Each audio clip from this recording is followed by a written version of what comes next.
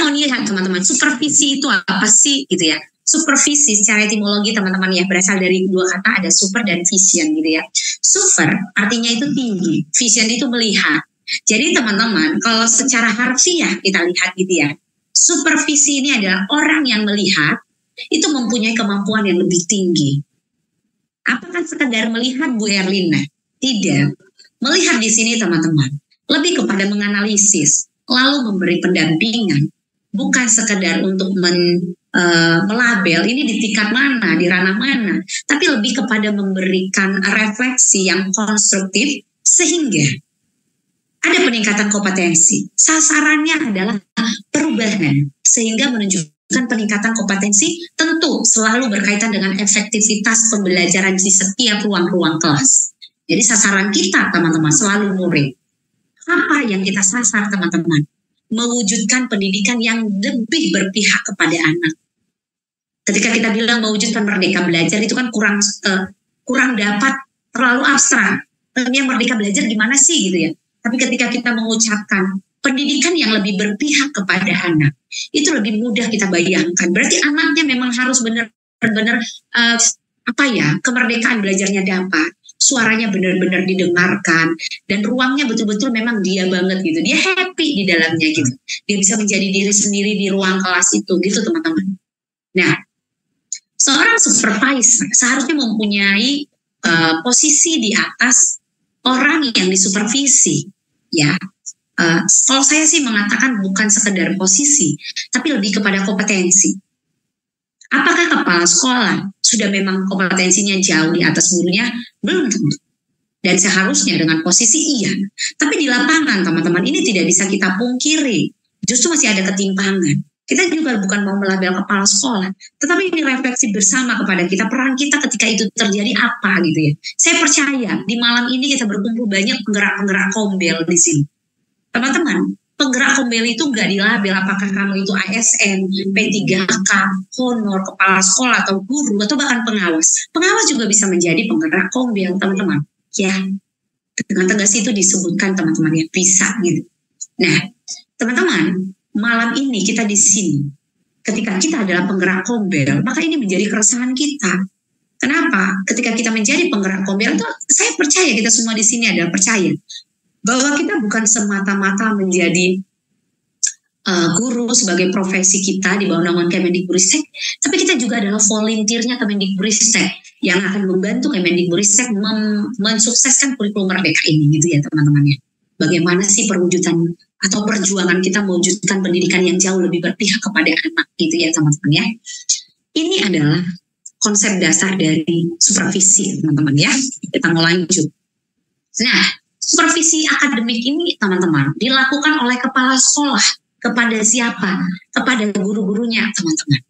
Dengan beberapa tahap. Tahapannya ada 4 teman-teman. Yang pertama adalah perencanaan. Kenapa perlu perencanaan supervisi akademik?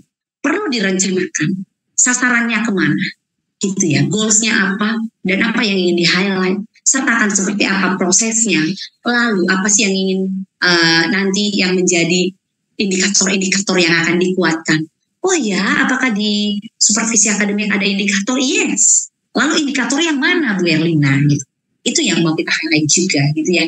Yang kedua adalah setelah direncanain, kita melaksanakan yang namanya supervisi akademik.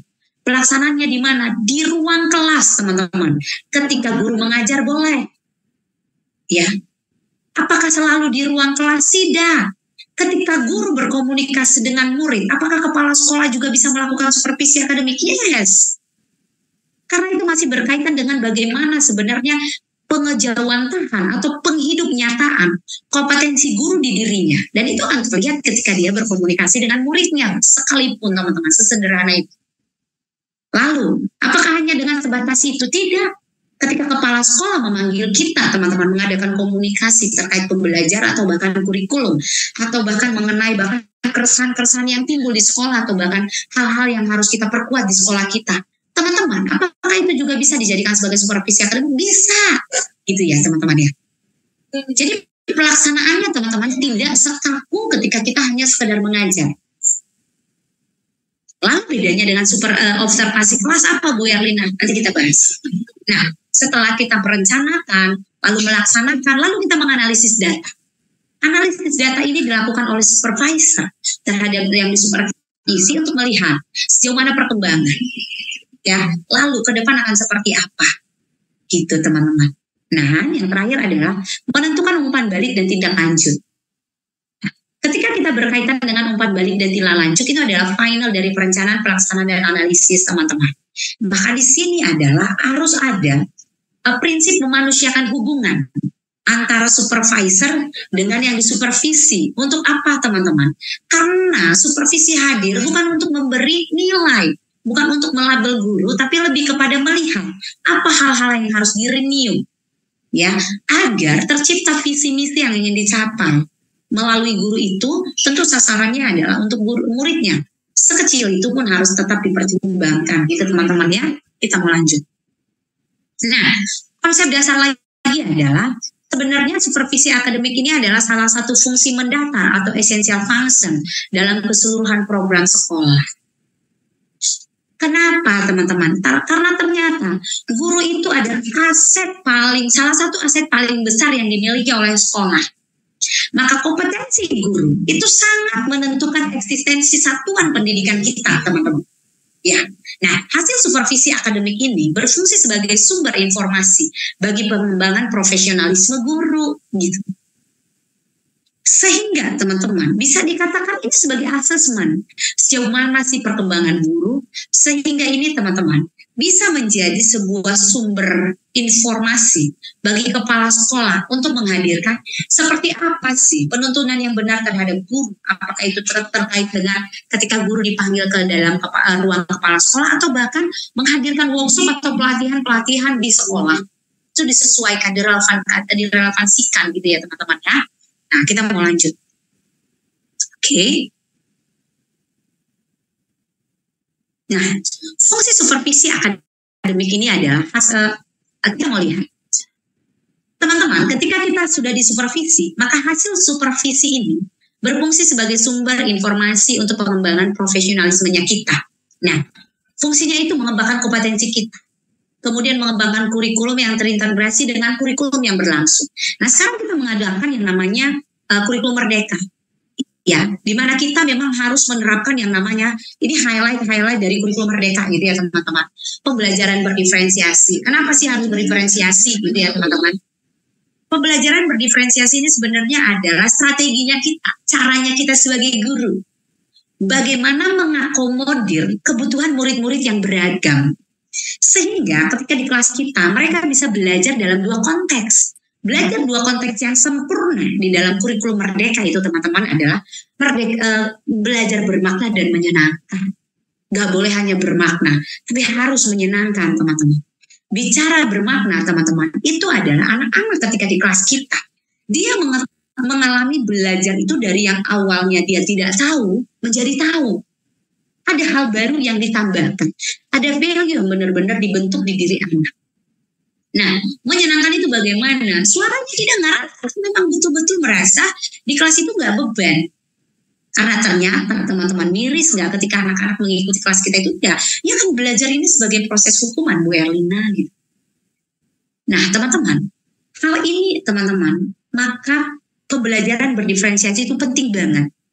Karena pun ketika sekolah, satuan pendidikan ingin mendaftar ke kurikulum merdeka kan ada dua cara ya. PSP melalui sekolah penggerak atau belajar mendaftar mandiri. Apakah itu belajar mandiri belajar, mandiri berbagi, atau mandiri berubah, teman-teman gitu ya.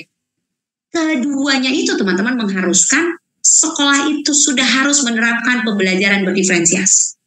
Maka teman-teman, itu penting. Ini menjadi modal dasar bahwa setiap guru harus mampu mengejawantahkan, menghidup nyatakan kemampuan pembelajaran berdiferensiasi di dalam dirinya. Selain itu, perlu juga untuk mengembangkan pengetahuan guru terhadap integrasinya terhadap kecakapan abad 21.